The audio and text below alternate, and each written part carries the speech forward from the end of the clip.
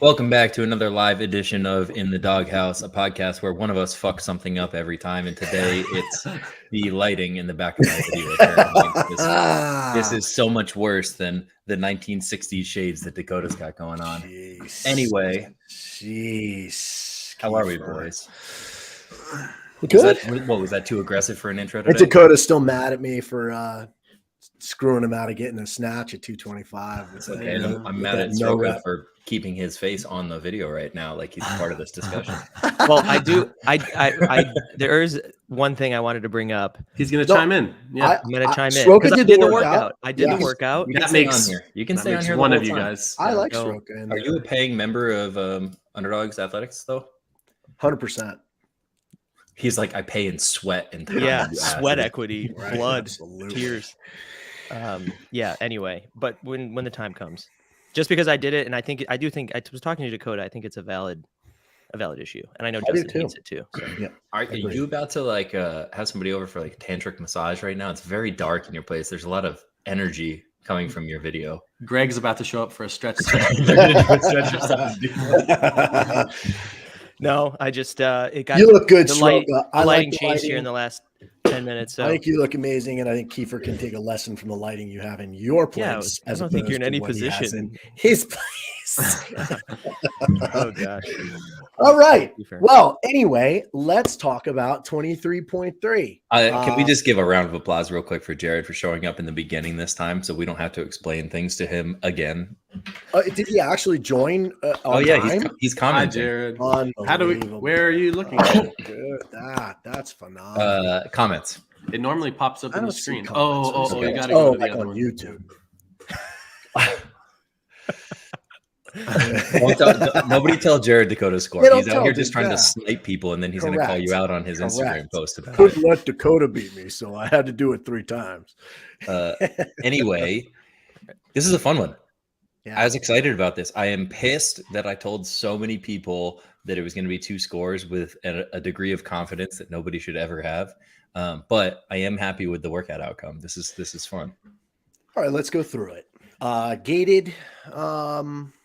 Gated workout. We got you gotta earn the next part and earn the final part, right? So starts with, I think it wasn't much for anyone to go out on a limb, assuming that we were going to get something inverted this week especially with Mal and Danielle doing the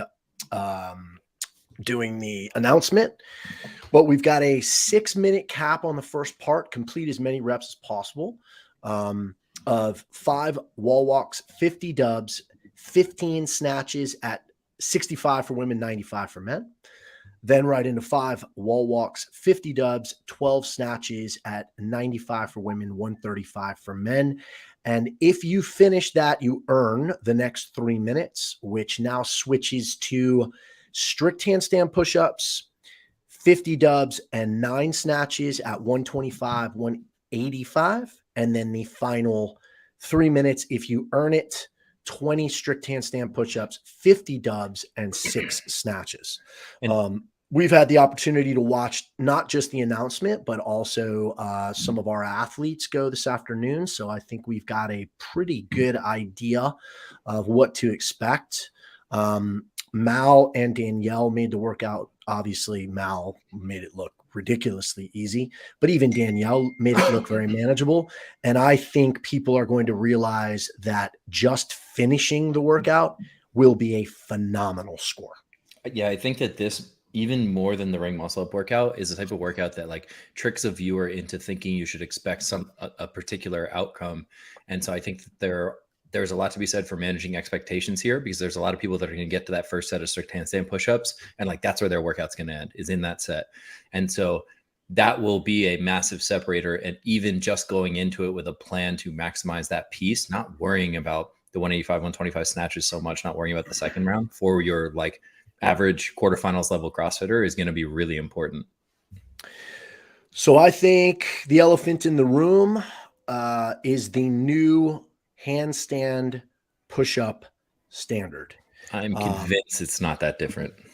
I'm convinced that you are incorrect, and I'm convinced that it is going to massacre a large majority of the world. The reason I say this, and then you can give way more of your input because you're smarter than me at this. No, that's not true. Because I think that the idea of the standard is really scary to people, but the fact that you just have to be touching the line gives a lot of degrees of freedom for how you place your hands. And I think most people can get pretty close to where they were otherwise anyway. And because we've watched somebody like Dakota who struggles with overhead mobility and thoracic extension, and he got through them about as well as he would have with any handstand push-up standard. I know of another person who struggled similarly who felt great through it and was a little surprised. But most of all, I just really enjoy the standard. I think that it takes out so much gray area. I look back to like Wadapalooza specifically with that sprint set of strict handstand push-ups that they had in the team relays, and all phenomenal handstand push-up athletes. But they go so fast and they've learned how to maximize the width of their hands and how far they are away and the range of motion of things that it's really hard to tell, like, is this a rep? Are they stacked up? Are their shoulders over their hips? Are they in line? And I think this takes out so much gray area and just makes like a true handstand push-up, and I really enjoy it. And I think when you compare it to, like Kyra's just saying right here, it's not Kyra, you're 5 feet tall and you got short arms. So here was my just ask her to put her score up here for the world to see if she wants to talk about the handstand push-up standard. When you compare it to the last standard that they had, the 40-inch box, right? Now we moved it to a 30-inch line. Like when I think about like the spacing of my hands, I mean, if my thumb is on the 30-inch line and my thumb was on the 30-inch line, you know, these pinkies are close to 40 anyway. Correct. I think, like Kiefer was saying, the biggest issue, like, and I was expecting it right from the start, is that you have to have a target to land to. And like, there's a point where I'm either feeling, are my thumbs on the line, or I lift my head up to make sure that my fingers are on the line. And just that kind of like messes up the sequence of your traditional handstand push-up is what is going to probably affect people the most. Kind of like just the fact that it's a little bit more mental. Shroko, can we pull up the actual written standards for the handstand push-up? Because I want to go through it and talk a little bit about the handstand push-up standard. Okay. Shout out Tola, who's probably going to have one of the top scores in the world in this workout. And I think he's going to win. Top two.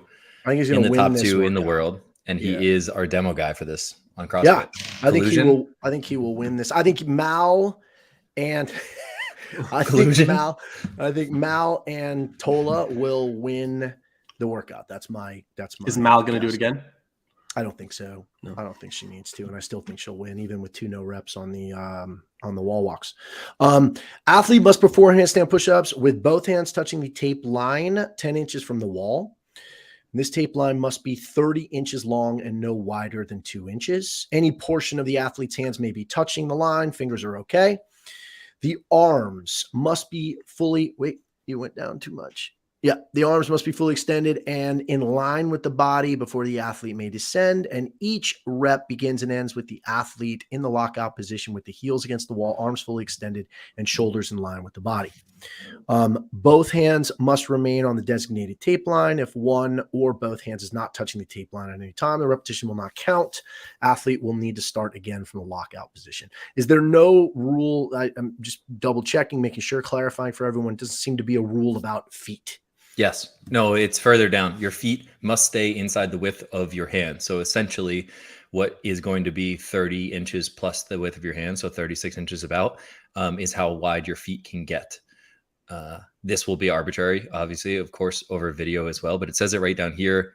Stroka, where you see the is not in red, right below that, it talks about only the heels may touch the wall during the rep, and then the feet may be no wider than the width of the hands at any point. So I'm going to tell you right now, the majority of the world will not see that and read that. And I'm going to say that that will be a standard that most judges in affiliates around the world will not uphold, especially if you're standing on the side of the athlete, watching the hands and making sure the hands are touching.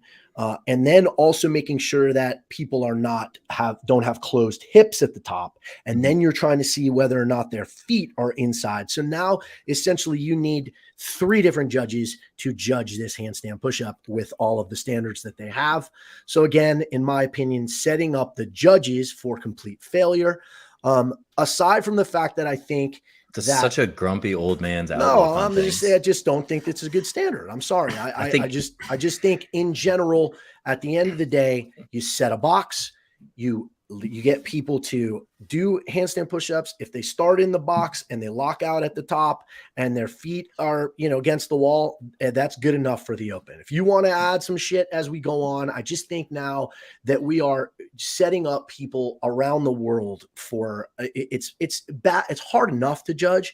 And now you've got all these, parameters. I just find it to be ridiculous. The other thing that I think is probably going to be really, really challenging is for people who have very long arms or people who are very tall, comparing somebody like a Mal O'Brien who's 5'2" with short arms to somebody who's 6 foot plus with long arms, 10 inches off the wall. It can't possibly be a fair standard or it just can't. There's no way. Anatomically, it's impossible. I think that the standard in general, and I'm not sure that there's, again, I just feel like at the end of the day, we that box of 36 by 24, the people who are really good at handstand push-ups are still going to be really good at handstand push-ups. The people who struggle at handstand push-ups are still going to struggle at handstand push-ups. You just add another variable in, and in my opinion, it's a bunch of fucking chazarai. You don't know what that is. I'm a heeb, and in my opinion, so we can cut off your rant here for a little bit, and then we can get to strategy. I think that it's a great way for them to consolidate the number of tape lines because it's the same line we use for wall walks. And I can say with certainty that if myself at 6'4" with a wingspan longer than my height and not that great at strict handstand push-ups can get them done and not feel like we haven't done the workout yet. You don't know if you can get them done. You have no idea. Can do the reps. If I can do the reps, then the standard is fine. Whether or not I can do it under fatigue is not the point. That's because I don't have the capacity for it and I don't belong getting past that point. But I can do the reps, make them feel clean. They don't feel strange. They don't feel weird. So everybody smaller than me should be able to do so as well. And I think that the point of this standard. Oh, here it comes. Here it comes. The point of this standard is that it's forcing people to a better standard for movement for a strict handstand push-up, which should be largely a vertical motion, finishing fully locked out overhead. You should be able to stay straightened out there if you have the requisite mobility for it and you keep your core tight and you move the way you should. If they're hard, that's fine, but I don't think that makes the standard bad. I disagree. I also think if you're going to introduce a new standard, then that standard should be introduced months before. Yeah. Should be given to people prior to, especially judges, so that they can judge it. And I think it all goes back to the standardizing of movement, movement standards, coming up with something that, like the IF3 does, where they have a booklet of standards and then never fucking changes. It is what it is. And if it does change, everybody knows about it prior to the season so that you can prep people to do it, prep people to judge it, and prep people to execute it. And I think the fact that you're springing it on people in the middle of the open, I mean, I'm just not a fan of it. Whether or not you use the standard, if they had done that 2 or 3 months ago, it's not as bad, I think, as the stupid tape line used to be, where people had to do their heels and all that kind of stuff. That was absolutely ridiculous. But I just think, I don't know why we have to, in the open, where you're trying to make this something inclusive for everyone around the world. I don't understand why you introduce a standard like this last minute, and now you got box owners and judges all around the world trying to be heroes. You're going to be calling 9 million no reps on people. It's just ugly. I agree. The point of introduction of the standard, that's totally valid. This is not a good time for it. That doesn't mean that it's a bad way to do the handstand push-up. It just means it's setting people up for failure. Casey, and Hans, Dakota did it. I did not. I judged a couple heats of people. We had some team athletes that had to do it today. And now, Dakota can talk and we can get on to strategy instead of. No, I want to hear Sroka complain because he agrees with me. Yeah, real quick. I'll be brief. So I did the workout right after it was announced. And the issue that I found is that like Justin said, I've trained this is a deficiency of me, strict handstand push-ups.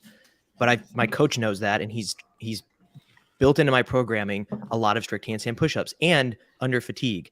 And that all went to shit today because I've trained this particular way for that strict movement. And the standard today was completely different. And so the stimulus that I got from doing those strict movements today blew me up, and I ended up having to do singles when normally I'm able to do bigger chunks, and then I don't finish the snatches at 185, not because I couldn't snatch 185, but because I ran out of time. And that really But bothers me. that doesn't make it a bad movement. That means you were training a handstand push-up a certain way and you were Right. But unprepared to for a different Justin's style. point, if they're going to institute a standard, I would have been training for the last 3 months within that standard to improve within that standard, not, oh, I've been training for a specific way and now I have to adjust to the standard that they released 10 minutes ago and I've got 4 days to figure it out. Luckily, you're fit enough to make it to quarterfinals and you got 3 weeks to practice. Oh, fuck you. Okay. All right. I'll go away Or when now. we have Talk strategy, wall-facing handstand push-ups at quarterfinals. Yes, exactly. There you go. 100%. That's coming. With your hands on that same tape line. Yeah. And I don't disagree with, I do agree with a couple of those last things that you said. I think they could have implemented it or, shown people about it, in the last couple of weeks, in the last couple of months, but. Oh, and to Justin's point about accessibility, would be the last thing. I just wrote this down because I wanted to ask you guys, how are you able to do this workout alone in your garage? Because if you have to, if you don't have you can judge yourself by filming, but then you're supposed to change your weights. Like if you don't have people, like the accessible nature of the workout with no rest time built in to change your weights between the segments, I think is an issue, because how many people have we seen doing videos in their backyard or their garage, and then all of a sudden they're like, oh, well, I'm going to eat time because I have to change my own plates 3 times. Well, you mean they don't have 4 barbells at home with enough plates to just set up 4 separate barbells? Well, a lot of times Right. they specify only 1 barbell too. So that's Exactly. So That's unless you have 3 another people issue. or another person to change your stuff, like it just makes it less accessible for the masses. Hiller will do it by himself and then we'll know. I like No, it. I'm sure. I doubt that. I'm sure that his fiance will change his weights. He's changed his weights for every other one. He's a huge advocate for people changing their own weights in workouts. All right. Well, Which is also not the point. None of this is the point of the workout. Anyway, goodbye. All right, I like it. Soroka's team. So objective 1 is getting through the first chunk, which is the 2 rounds of 5 wall walks, 50 dubs, and then your snatches, the first set with 15, second set with 12. Weights are light. Really, this is just kind of like to reel you in and set you up for the later parts of the workout. For the majority of people that we're speaking to, which are people, trying to get to quarters or planning to go to quarters, it's not about whether or not you're finishing this. It's about how you're setting yourself up for your strict handstand push-ups and the later snatches in that chunk, correct? Yeah, I think there'll be a lot of people that don't get out of round 1, and then there'll be even more people that don't get out of round 2. So that round 2 is probably, I think you'll probably see the majority of the world in round 2. Meaning the first round of strict handstand push-ups, correct? Correct. Yeah. Yes. That the 6 to 9 minute cap essentially. Yep. And I think for most people, I thought you gave Ethan a really good, I think it was Ethan that you gave the cue today, which I thought was really good, was essentially do your wall walks like you're doing a 12-minute workout, not like you're doing a 6-minute workout. So ultimately it's not, listen, Mal's doing them the way Mal does them, but for most human beings, right? Jeez. Like, and she got no rep on Twice. both sets. Right. Exactly. So ultimately you're doing those 5 wall walks at a very comfortable pace. Ultimately you're just trying not to get to the point where you're getting your heart rate too high and then going into dubs. And then you get to the snatches and you're already like, holy shit, I'm in trouble. I think you just got to try to be really calm through those first 2 rounds. For most people, the 65 and the 95 pounds are going to be pretty light. I think, our kind of better athletes can go unbroken or maybe have 1 or 2 breaks. For those athletes that know that, hey, your goal is to get through the 6 minutes, to set yourself up for handstand push-ups. I don't think there's anything wrong with breaking up, in 5s, something along those lines. And then in the next round, obviously, going to singles, I think is probably the best bet for most people. Yeah. It's an interesting balance of, I can't go too fast because I don't want to blow myself up for these strict handstand push-ups or the later snatches, but I can't go too slow because I need to bank time, because for a lot of people, those are going to slow them down a lot. And so it really is, I try to do this as much as possible with workouts that have a skill in it, is look at that set in terms of the entire time domain. So for this workout, for example, it's like, okay, how would you pace wall walks if you're doing them in a 12-minute workout? Not how are you going to do 2 sets of 5? 2 sets of 5 is easy. It's for most people, like that doesn't feel like a lot, but that's not what's relevant. What's relevant is how you're going to feel on minutes 7, 8, 9, 10, 11, 12, if you get to those points in the workout, even for somebody like Ethan, or even for somebody like Raph, who like they're in the elite crew, they're planning to finish this workout or come damn close to it. So it's going to be a 9 to 12 minute workout. They still have to set themselves up so that they don't feel like noodle arms on the last set of strict handstand push-ups and that last set of snatches. Yeah. And I think, I'm just watching here, like, just making sure people understand, like, I'm not sure that people knew why Mal was getting no rep, but her feet were, or her hands were moving before both of her feet got on the wall. So she moved her hands off of the line, and that's what she was no rep for. But yeah, At least she's moving so fast that it was surprising to her and she couldn't figure it out. right. Yeah. I have absolutely. I think she's fine. It's that the, looked I think it's fine. the jump technique that's just a little different for people, and it's hard to look at and see. I think the judge made a bad call right there. Yeah. Actually, after watching it. But yeah. So I would be interested to hear from Dakota about how the first set of handstand push-ups felt, because at the end of the day, she's saying 2 sets of 5. Oh, wall walks. Yeah. We just need to spend more time on an air runner than Kyra. That must be it. But the handstand push-ups, one of the big things that I noticed, and what I was telling Raf and Christine and basically anyone who'll listen, was really short, quick sets, getting on and off your hands as fast as possible. Mm-hmm. Like people who are used to doing this, framing and then doing a hold, then you go back into another one. I think it's a terrible idea, especially with snatches coming. I was trying to get people, if you're going to do handstand push-ups, try to use a mat for strict handstand push-ups, so that protects your neck, but also you might be able to get a little bit of a bounce off the bottom. But I think it's very important to get in and out quickly, unless you're a handstand push-up demon and you're going to go big sets. I think 4 to 5 sets minimum of really fast sets, get in, get out, is going to be very beneficial for you. It's like you're trying to be the opposite of a bodybuilder, right? When we're in bodybuilding, we're thinking like time under tension, feel the muscle, work through this. You're trying to be as fast as you can to spend as little time under tension as you can, which means being a little faster on your eccentric. And the second they slow down, come down. Because it's not the first 15 handstand push-ups at the set of 20 that matter. It's that last 5. And if you float too close to the sun, your last 5 could take longer than your first 15 did very easily. And so, we kind of use the rule of thumb of like, you're never expecting to do more than a third of a max set in a workout most of the time. This is probably closer to not more than a fourth to a fifth of your max set in the workout at most. And I truly think this is like, maybe this is a parlay off of walking in the last workout on the shuttle runs. And so Soroka is going to get pissed off. But I actually think that for a lot of people, fast singles might be a really good strategy if you can be disciplined enough to kick right up, do one, get right back down, because you get a little bit of like a boost just from the fact of you're not coming from being under tension. You kick right up, you smash, you like come down and pop to the top, and then you come off and you rest. For people that are just worried about getting through those strict handstand push-ups, I think it will work well. Dakota, how did you feel coming off?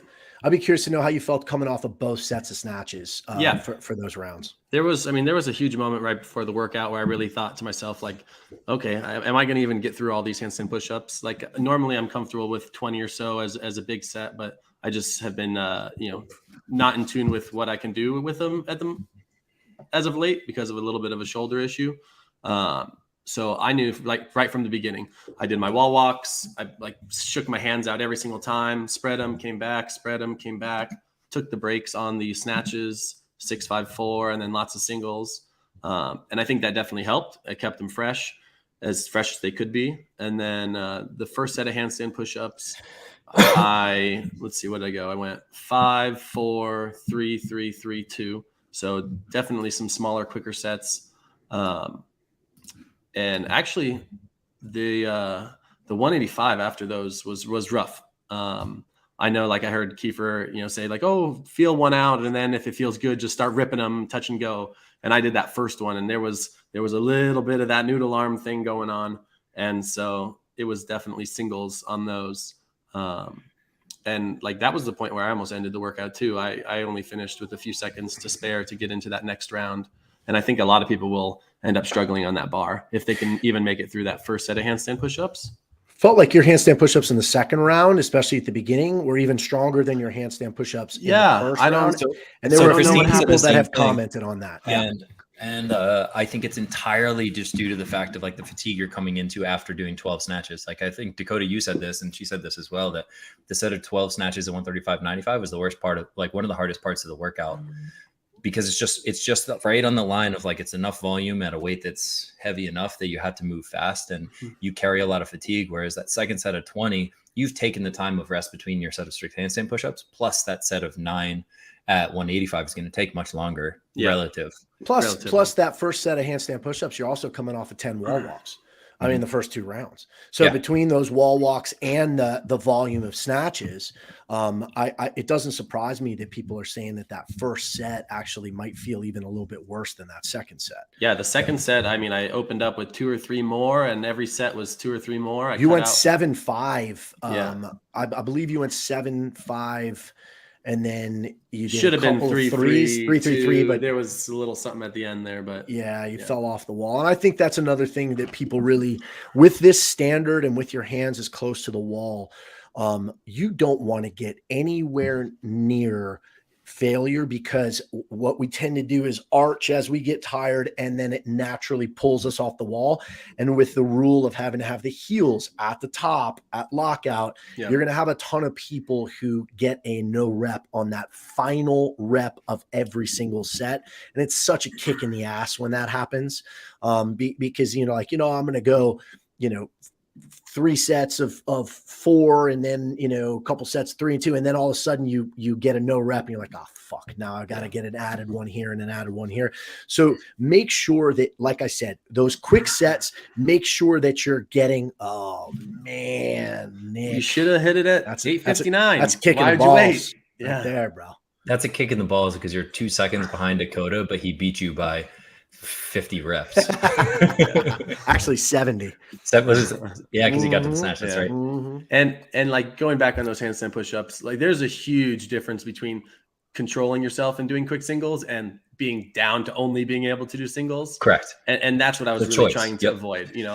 I knew that like I could at least do 2 or 3 at a time. And so for me, like that was more of just a confidence thing to make sure I could keep doing that. I didn't want to go to quick singles. But I also avoided having to need to go to singles. I watched a couple people, get to the point where they had to do singles. And that's just, I mean, it's so much time when you have to worry about kicking up and kicking down every single time because you have to.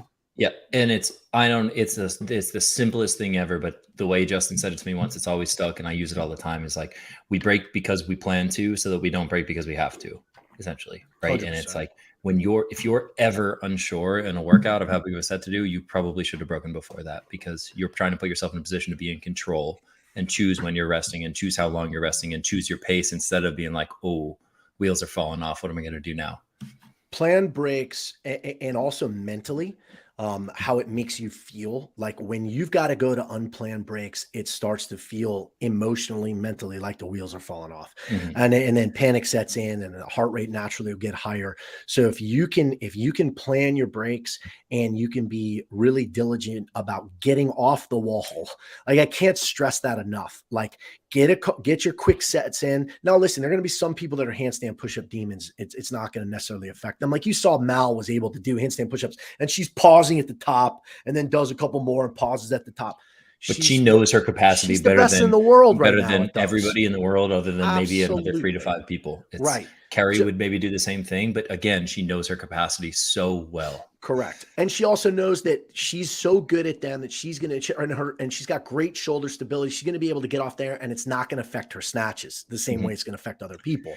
But for most people, you've got to get in, you get your reps done, and you get down. The less time inverted, the less time under tension, the better it's going to be. 1, for your handstand push-ups, and 2, for your heavier snatches, those last 2 sets of snatches, which is for most people, right? Like if you can get through those heavy snatches, that's going to be a huge jump on the leaderboard. Every single snatch that you can execute is going to be huge on the leaderboard. I think just one snatch at that 225, 155 is going to be a massive separation. Massive. And I think that, for anybody that's probably listening to our our tips and tricks, you basically take Mal out of the equation. You can look at Danielle as a reference point for what an elite athlete who is phenomenal at cycling a power snatch and very good on her hands is going to look like. And you say, okay, that's the standard. I'm trying to figure out how to manage my expectations back from that, not looking at Mal at all. Because if you just look at Mal, you'd be like, okay, like maybe I can do this in 10 minutes if Mal did in 6. Like, no. Danielle was 10 plus and she's great at this stuff. And like, that's still going to be a great score. Correct. Watch. Correct. That'll be a phenomenal score. It's like finishing this workout is a massive accomplishment. Yes. And I think there will be a lot of people that sorely underestimate how they feel going into that round of 6 to 9 minutes. I totally agree. I think there's a lot of people right now also that think they're going to finish the workout and I'm they one of won't. those people. Yeah. You know, what'd you say? I'm one of those people. I did the same thing today. I felt it. I told it to Matt, if Matt's listening at all. I practiced the strict handstand push-ups at the standard, and I had this rush of confidence to come over me. And I instantly went, this is the same way I felt when I got to the rings in week 1 and then got pummeled. Yeah. I think we got to make sure we get a video on Kiefer with this one. This could be just one of those moments we all just know and love. Plenty of memes might be created off of this one. Kiefer, when are you doing the workout? Unsure. Tomorrow we'll be judging the rest of our crew. There's a chance I do it tomorrow, but there's probably a better chance that I do it Saturday or Sunday when I've just got some free time for it. Yeah. It's like for anybody that judges a whole bunch of workouts, it's not fun to do them after you judge 5 or 6 people in a row and you've got energy on other things. So either I might try to do it first tomorrow, or I might just do it a different day this weekend when I got time. Okay. Just curious. Yeah, I will not be telling you my score ahead of time, but you will likely beat me. And if you don't, I will be really sad for you. Well, I'll tell you what I got. Circle, what'd you get? I got 7 out of 9 snatches at 185. Nice. So, that's I'm disappointed in. It is more likely that I spend the majority of that 6 to 9 minutes trying to finish the 20 strict handstand push-ups at that point. I truly have spent 0 time on my hands. And so I would not be surprised if I do a set of like 3 and then I go to singles right away and I just try to get through it. Well, for you, it'll be global fatigue. I think 3-3-2 and then singles. It's just going to be my 225 pound, can't take care of myself because my girlfriend's out of town. So I'm eating takeouts, slapping my body up and down on the wall walks, and then just seeing what happens. So just drink like 6 energy drinks before you'll be fine. Well, what number is that C4 right there? Here he is. Yeah, this is a ghost. Oh, it's a ghost. This is the coach life. We just did the workouts. We're doing this podcast, and now I got to go put it in everybody's program. You should see the number of texts I have from people that know that they're not doing the workout till tomorrow, but want to know the second it comes out what their strategy needs to be. Which comes back to our tips and tricks and just strategy tell them for everybody. To come watch the video. 1, watch the video. Do. Yeah. 2, chill the fuck out. Yeah. Because I've gotten at least 3 messages and 1 in-person conversation from people, and this is serious help, and it's going to make it sound funny, but how do you know? Yeah. How do you know I didn't get 287? Serious thought for people is people get to a workout like this and they go, shit, that's a heavy snatch for me, or I don't have strict handstand push-ups at that sort of volume and stuff, and they get all worked up and worried. I know this is like an impossible thing to expect of people, but you have to take a step back and say, okay, here's the test.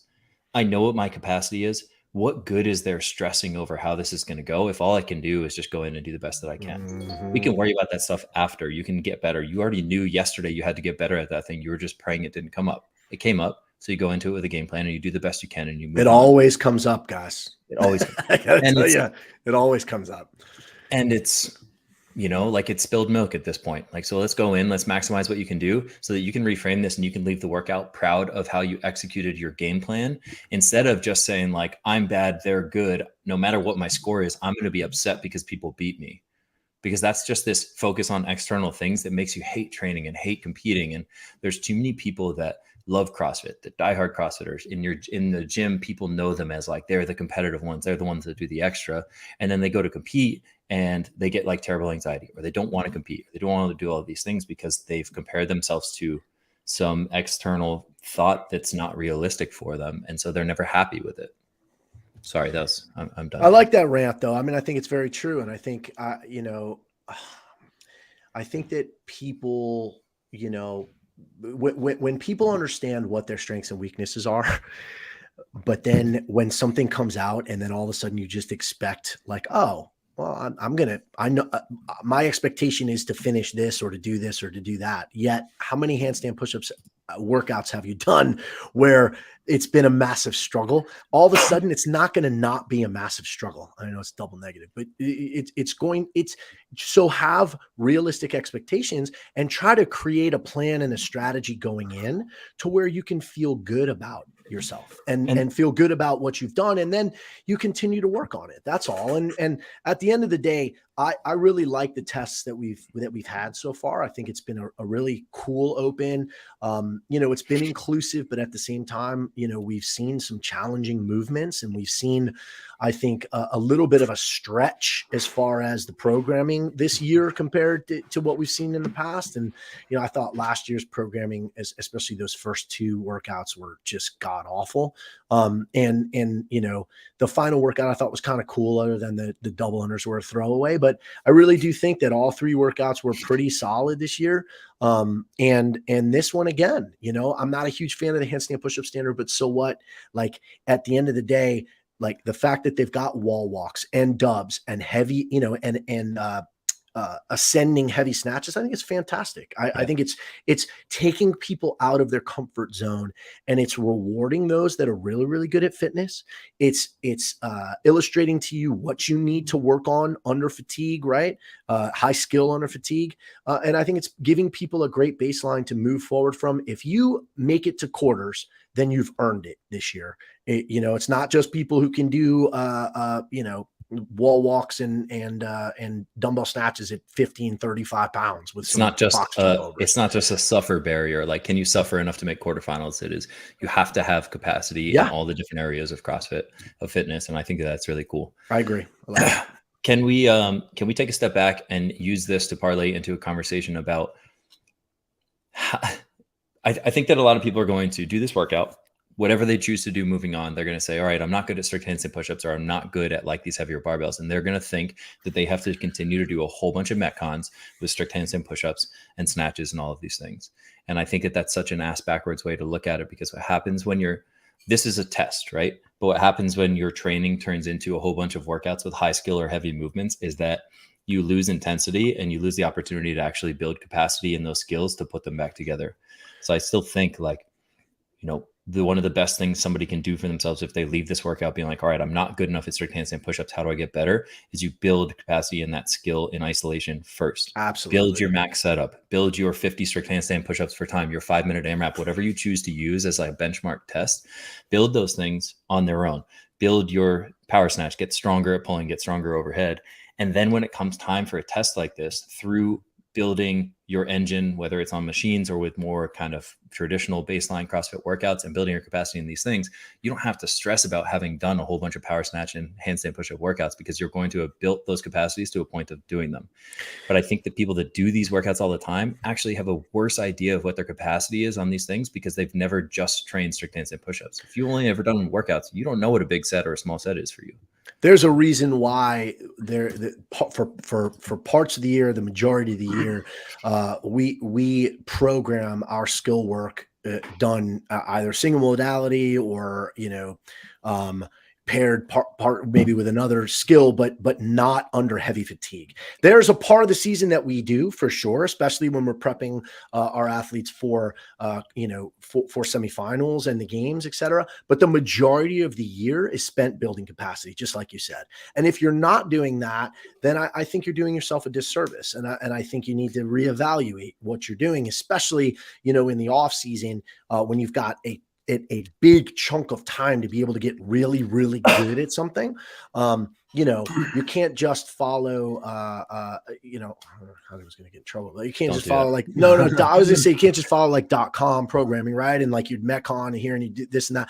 Like you may not see handstand push-ups for 3 weeks, but when you do, you see it in a Metcon. No, that's not the way to do it. Right. And ultimately, if you're not sure what to do, come see us. We'll help you. But yes, I totally agree with what you're saying. 100%. We're trying to build a bigger cup for most of the year so that more water fits into it, so that when it comes time for a workout like this, you're not using your entire cup and then some, you're using only a portion of it and you have more left over. Kiefer uses very cute analogies. I like that. Well, it's just because Colette liked my last one, so I figured the float was too close to the sun. Yeah. I will be flying too close to the sun after the 15 power snatches, because I won't listen to the things I tell everybody else. I'm going to do my 15 unbroken. I'm going to try to bank as much time as I can for me to do 20 singles on the strict handstand and push up. Yeah, Nick. Big win followed by a kick in the nuts. Yeah. And this is one of our coaches who also has been following our track for over a year before starting coaching with us. Yeah. Yeah. And I think the one thing that you said that, for me was the most relatable is having like the benchmark, right? Because going into this workout, I really didn't know, the last year that I've been doing your template or your personal coach, not template. Sorry. I know. It feels like a template. No, just kidding. Cut that part out, Sroka. Cut that out. Why? But no, I've known, up until the last month or so, like I've known exactly where my max set was, where my 50 for time was. It's just like we relate it to the machines, right? We know our 2K time, we know our 1K time, so that we can create the plan going into the workout. And unfortunately, like I wasn't able to have as much of a plan this time, but hopefully there's other people that can relate to that and can hear that and say, okay, well, shoot, if I would have known what my max set was, I could have started out with 30% and then gone from there. And just to relate. Yeah. Let's have some empathy for yourself in this and say like, okay, that's 40 strict handstand push-ups once you're already under fatigue. I have clients who I'm going to have a conversation with who their 5-minute AMRAP of strict handstand push-ups is well under 50. Right. And so like, okay, if your 5 minutes is under 50 and you're going to be under fatigue and you have 40 to do, like you can't expect to finish this workout and be upset when you don't. Yeah. You have to just go into this and maximize points. Maximizing points is not just what Justin Medeiros does to win the CrossFit Games. It's what you do to get better and to make sure that you finish in 1012th instead of 1050th because you made a mistake and missed a rep. So on that note, would you recommend for someone like that to try and torch it in the beginning to get a better tie break, or to conserve what they can in order to maximize those handstand push-ups or the snatches? I think you find the middle ground. I had one of those athletes go today that we knew the strict handstand push-ups were going to be the crux of the workout. And we just approached it as, imagine that you're doing a 12 to 15 minute AMRAP of just that first part. And that's your pace. So if it's just, wall walks, double unders, and light power snatches, what's your pace if you're going to sustain this for 12 minutes plus? That's the pace they took. And I think they got to the strict handstand push-ups exactly how they should have. And they were exactly as hard as we expected them to be. And you just had to manage through there. Yeah. How would you guys tell your athletes to warm up for something like this? I know they mentioned during the announcement. This is a good point, actually. Yeah, fuck you. Just kidding. No, was that a dig? Yeah, well, everything. Kiefer doesn't like to hear me talk, but this is great. They talked about that on the broadcast, right? Where they said it's relatively a short workout with the high stimulus on the shoulders. So when you're going to warm up, they said you want to warm up for a while. So like when you guys are telling your athletes how to warm up, what do you say? I'll let you guys talk more about this, but I think that the biggest mistake you could make is trying to do too many strict handstand push-ups or wall walks in the warm up. I actually yelled at my athlete. I said, get away from the wall, go sit down, relax. You can touch a barbell a little bit if you want, get your heart rate up on a bike, but don't spend time doing this. I would liken it to if you have legless in a workout and you're worried about legless, it makes no sense for you to go do 5 legless and warm up trying to figure out if you can do them. You have a limited class of energy to do for strict upper body gymnastics movements. And this is one of them. Do 2 or 3. Once you're warm, stop doing them, because you're not going to get better at them in that time. All you're going to do is make yourself tired. The only thing I would suggest is getting comfortable with the standard, right? Yeah. Like you want to make sure you're comfortable with the standard. It's something that I think is very, very important. But yeah, you don't need to smash yourself. You just need to make sure, especially if you've got, if you've got really tight immobile shoulders or tight thoracic, you're going to have to spend the majority of your time opening that up. And that's going to be more important to be able to get into a good position than it will be to do a shit ton of handstand push-ups. Yeah. I spent more time foam rolling my lats and my traps. I think I did 3. That's what Ricky will be doing. Yeah. I did 3 singles on the handstand push-ups, no wall walks, just to practice that standard, just to try and spot the line. And then I did a quick build on the snatch just to make sure that I had a squat snatch available if I needed it. So it wasn't a total surprise. Yeah. That's what I was going to say is what I would do is I would do general warm up, get your heart rate up, do some general mobility like you would any day, spend a little time on T-spine extension stuff, warm up your shoulders, maybe dumbbell push press, something that's not super fatiguing, but you're working that overhead. I would touch 1 or 2 sets of wall walks, and I would touch 1 to 3 sets of 2 reps on strict handstand push-ups. And then I would leave that alone and go warm up your barbell. On the barbell, I would start with your lightweight, just get comfortable with some cycling, maybe sets of 5, and working on breathing, because it's just trying to manage your heart rate through that, make it smooth, make it efficient, make dynamic movements more aerobic, I think is what Casey said. Hopefully he claps for me for saying that. And then, yeah, Dakota, did you warm up to the 185 bar? Yeah, I did, a couple of sets of 5 with 95, a few singles at 135 with like the addition of a squat snatch. Yeah. And then same thing, like 185, I think I did 2 power snatches and 1 squat snatch. And then that's probably what I would do. Yeah. Yeah. I would say you get to the 185, the second to last bar, do a power or 2, do a squat snatch or 2, with the assumption that that's probably what you're going to have to do at the final bar, unless you're super strong and you What's don't your need one to rep resort max, to that. Dakota? Snatch. Yeah, right now, 255 for a squat and like 235 for a power. Mm-hmm. Okay. I think if people, especially like the elites, right, are snatching 285 plus, I don't think there's a problem warming up to hit a single at 225. No. Just good. But I think people need to take into account kind of where they are. If your goal, and realistically, like you're like, okay, I feel like I've got a really good chance to get to the 185 bar, then yeah, I think it makes sense to warm that up. But there's no need if you're like, well, it's going to be a Hail Mary, I might get to 225. Like, you don't need to, especially if it's like 90% of your 1 rep max. The last thing you fucking need to do is go and do that prior. I mean, adrenaline will carry you at that point if you get there. That's a good problem to have. And what I would say too is, and this is credit to Raf kind of bringing this up, and I noticed it as well, as this is assuming you're getting to the last bar. You're at a point in the workout where you have a ton of shoulder fatigue. It might be a weight that you're like, oh, I could squat snatch it, I could maybe power snatch it, but squatting feels more efficient, so I'm going to go with that because it's easier. But I think that what happens when you try to squat snatch that weight is it's really easy to kind of under pull and not finish because your shoulders are already tired. And so the idea of trying to power snatch it really gets you thinking of finishing your pull, getting that bar behind you, because I think you're going to see a lot of people missing forward, a lot of people running forward with their barbell, and that's just shoulder fatigue, not finishing your rep. So while a squat snatch might feel more efficient, a power snatch or a power snatch mentality is probably what you should have going into it. Agreed. Any parting points, boys?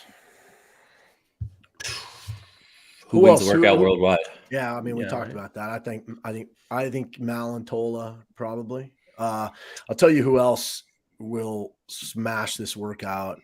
I mean, aside from your usual suspects, obviously, I mean, Jeff Adler will do very, very well, and he's number 1. I would assume he'll win the Open after this workout. I mean, this is very good for him. I don't even think if Tola wins the workout, if he's close enough in points, that he would beat him. Will Morad will smash this. I like that. Pulling a name out of the hat. Yes. Will Morad will annihilate this. Would Carrie Pierce win this workout? Carrie Pierce. I don't think she moved the bar fast enough at the end, would she? Absolutely give Mal a run. Yeah, there's nobody on that list other than who we saw that it's gonna, I mean, we have somebody in house right now. Obviously, her name's not on the leaderboard, but I'd be curious to see how Laurie's gonna do on this. Where would her name be on the leaderboard if she were competing? She would be 3rd in the world right now. So, you know what? Little Colton Mertens will smash this too. So the thing that's going to be hard for somebody like Colton, I don't know how big of a factor this is going to be, but this is the same for like any short individual, male or female, is that the wall walk lines are standardized. Now I know it's only 10 and it's just kind of a buy-in for them at that point, but that is a harder piece than it would be for a tall individual.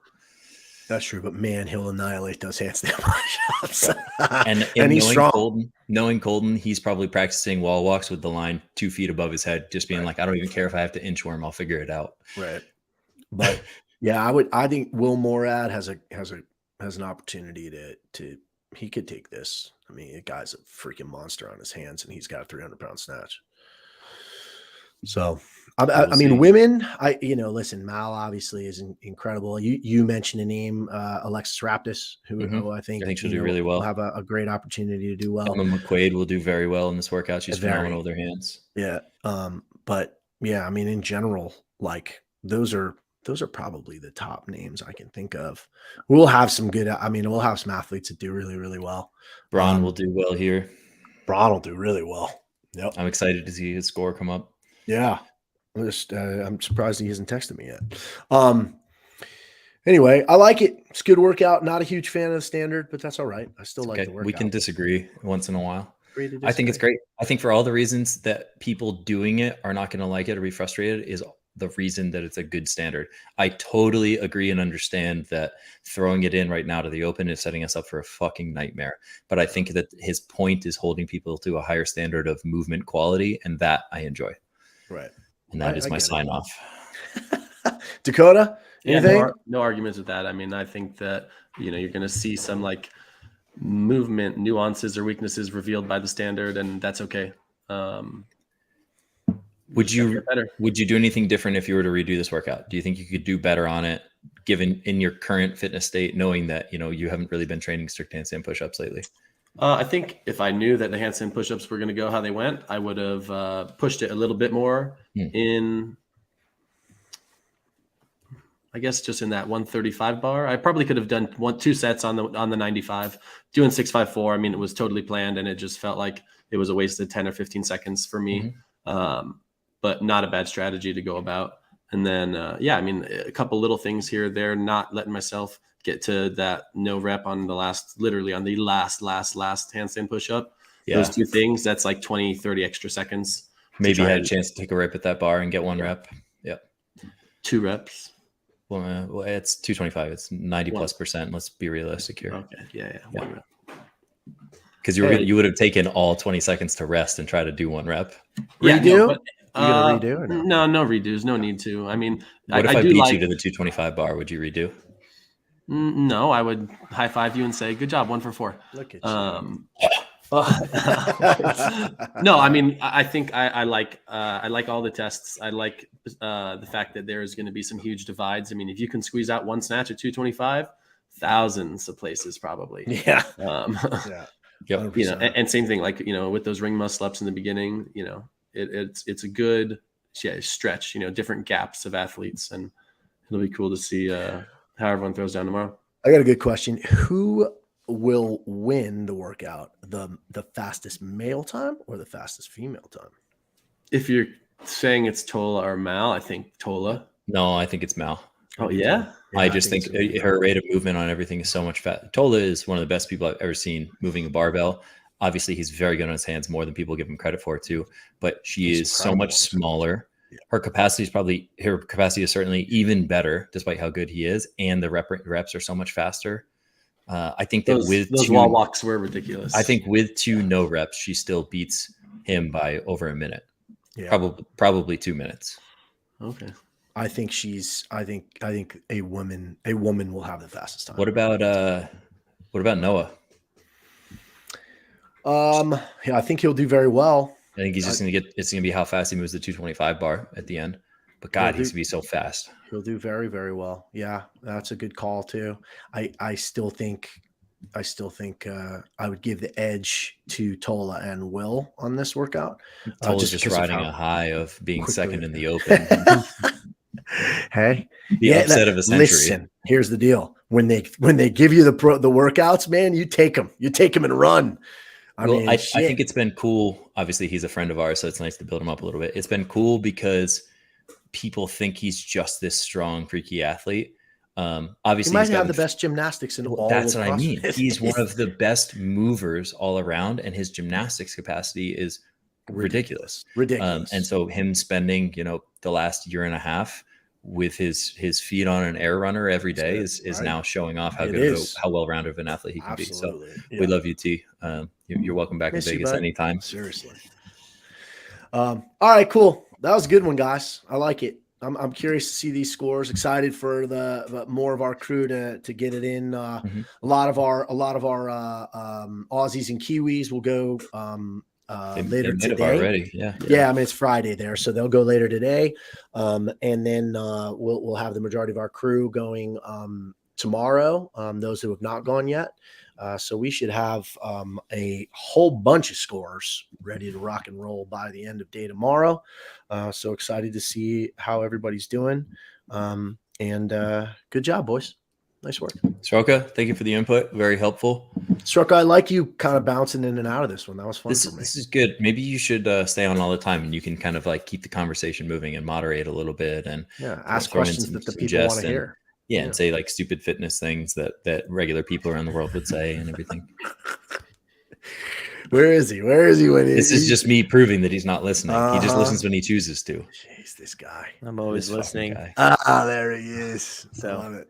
All right. He Cool. just finished Yeah. up his massage.